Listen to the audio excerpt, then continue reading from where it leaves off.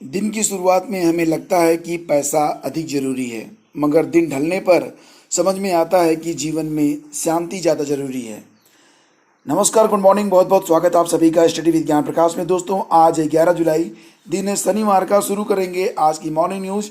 और जैसा कि आप सभी लोग जानते हैं, सी टेट की जो परीक्षा होनी थी ये 5 जुलाई को होनी थी पूरे देश के 110 शहरों में। लेकिन परीक्षा जो है वो वर्तमान महामारी कोविड-19 की वजह से स्थगित कर दी गई है। यह परीक्षा अब कब आयोजित होगी, इसको लेकर अभ्यर्थी काफ़ी चिंतन मनन में हैं। फिलहाल अभी तक कोई भी आधिकारिक घोषणा नहीं प्राप्त हुई है, लेकिन उम्मीद की जा रही है कि सीटीईटी का एग्ज़ाम सितंबर महीने के दूसरे सप्ताह में कराया जा सकता है। हालांकि इसके बारे में अभी कोई ऑथेंटिक न्यूज़ हमें प्राप्त नहीं हो रही है, लेकिन मैं अभ्यर्थियों से यही कहना चाहूँगा कि अपनी तैयारी को बिल्कुल भी विराम ना दें। अगर आप अभी रुक गए तो दोबारा से आपको शुरू होने में खासी मेहनत करनी होगी और इसमें आपका ही नुकसान है। और फ्रेंड्स, आगे बढ़ते हैं। सीबीएसई बोर्ड की 10वीं और 12वीं की परीक्षाओं के परिणाम की तारीख नज़दीक आ रही है। माना जा रहा है कि बोर्ड 15 जुलाई को नतीजों का ऐलान कर देगा और इसके लिए बोर्ड तैयारी कर रहा है। और साथ ही छात्रों को एक एसएमएस भी भेजा जा रहा है कि उनके जो परिणाम होंगे वो आप डिजी लॉकर मोबाइल ऐप से डाउनलोड कर सकेंगे। फिलहाल मैं आपको ये भी बता दूं कि डिजी लॉकर अगर आप यूज़ नहीं करते हैं और आप स्मार्टफोन ही यूज़ नहीं करते हैं तो कोई बात नहीं, आप डिजी लॉकर की जो ऑफिशियल वेबसाइट है वहाँ पर जाकर भी आप मार्कशीट को डाउनलोड कर सकेंगे। सीटेट की मार्कशीट भी डिजी लॉकर से ही मिलती है। और जो अभ्यर्थी डिजी लॉकर यूज़ नहीं कर पा रहे हैं वो वेबसाइट पर जाकर निर्देशों का पालन करें और अपनी मार्कशीट को डाउनलोड कर सकते हैं। तो जैसा कि आप लोग जानते हैं, आज है 13 जुलाई और आज से लेकर कल रात तक पूरे उत्तर प्रदेश में लॉकडाउन रहेगा। और यही वजह है कि 13 और 14 जुलाई को जो इंटरव्यू होना था यूपी पीसीएस का, ये परीक्षाएं यानी कि ये इंटरव्यू की जो डेट थी वो टाल दी गई है। तो पीसीएस 18 के शुरुआती 2 दिनों के इंटरव्यू जो है वो स्थगित कर दिए गए हैं। 13 और 14 जुलाई को जो प्रस्तावित इंटरव्यू था वो 10 और 11 अगस्त को करवाया जाएगा। तो जैसा कि आप लोग जान रहे हैं कि अभ्यर्थियों को इससे काफ़ी राहत मिलेगी जिन्हें दूसरे राज्यों या दूर दराज के ज़िलों से इंटरव्यू देने के लिए प्रयागराज आना है। इंटरव्यू अब 15 जुलाई से शुरू होंगे। 13 और 14 जुलाई को स्थगित किए गए इंटरव्यू 10 और 11 अगस्त को करवाए जाएंगे। तो ये नई डेट आ गई है और 15 जुलाई से शुरू होंगे साक्षात्कार। तो जैसा कि दोस्तों आप लोग जानते हैं कि पीसीएस 2019 की मुख्य परीक्षा 25 अगस्त से प्रस्तावित है। अभ्यर्थी मांग कर रहे हैं कि इस परीक्षा के आयोजन से पहले पीसीएस 18 का अंतिम चयन परिणाम घोषित कर दिया जाए।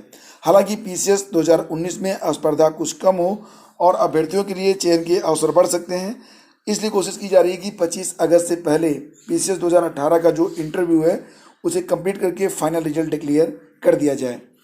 और आरओ के चयनितों का जो अभिलेख सत्यापन 13 जुलाई को होना था उसकी डेट अब 16 जुलाई कर दी गई है।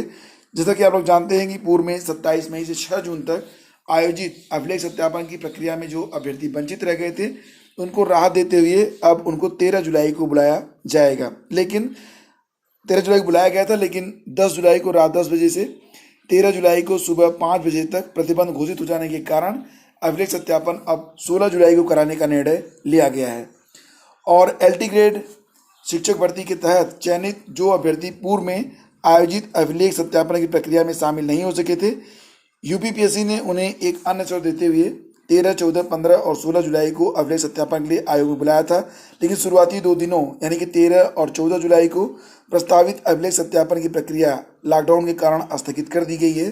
तो परीक्षा नियंत्रक अरविंद कुमार मिश्र के अनुसार 13 जुलाई को बुलाए गए अभ्यर्थियों का जो अभिलेख सत्यापन होगा अब 20 और 14 जुलाई को बुलाए गए अभ्यर्थियों का सत्यापन अब 21 जुलाई को करवाया जाएगा।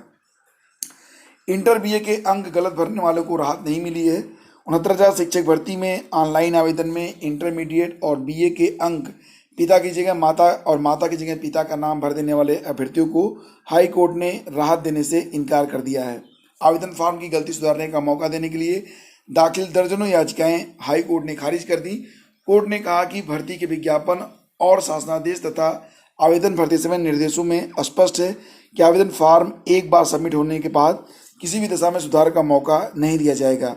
रुखसार खान सहित दर्जनों अन्य याचिकाओं पर न्यायमूर्ति जे मुनीर ने फैसला सुनाया है।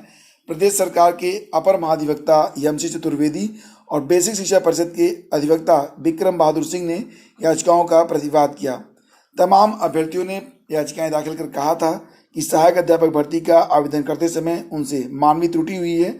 तो इसमें किसी का इंटरमीडिएट का अंक गलत था, किसी ने स्नातक का, तो कुछ ने बीएड का अंक गलत भर दिया था। क्योंकि कुछ लोग ऐसे भी थे जिन्होंने आरक्षण की श्रेणी और विशेष आरक्षण श्रेणी में गलत त्रुटि भर दी थी। एक अभ्यर्थी ने अपने पिता के नाम की जगह माता का नाम और माता की नाम की जगह पिता का नाम भरा था, तो अब इनको कोई भी राहत नहीं मिलेगी।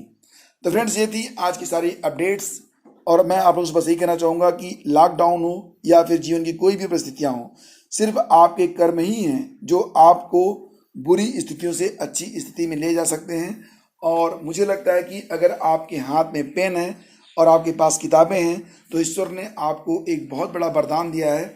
आप अपने जीवन को बदल सकते हैं और तमाम तरीके की जो उपलब्धियां इस जीवन में हैं उसको आप प्राप्त कर सकते हैं। तो फ्रेंड्स, बने रहिए हमारे साथ। हम मिलेंगे आपसे अगले वीडियो में। आज्ञा दीजिए। नमस्कार। जय हिंद।